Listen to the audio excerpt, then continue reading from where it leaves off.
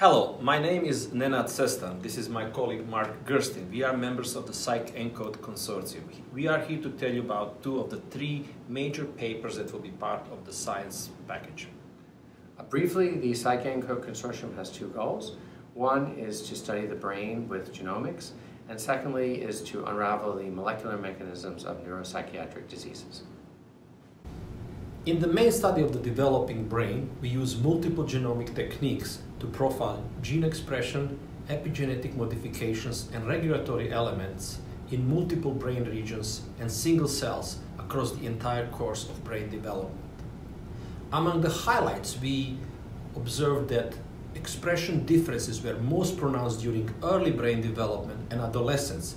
We also observed that neuropsychiatric risk genes converge on specific cell types and time points in brain development, providing new insights into when and where to study these disease mechanisms and model them.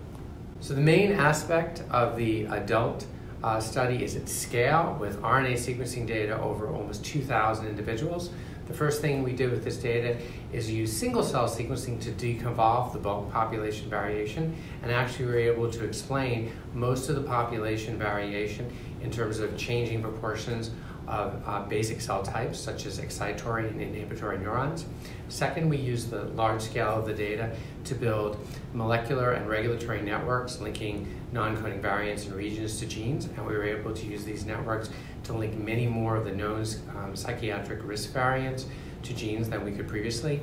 And finally, we took the regulatory networks and embedded them into an interpretable deep learning framework to predict the risk of neuropsychiatric diseases, and the predictions were much more successful than traditional genetics course.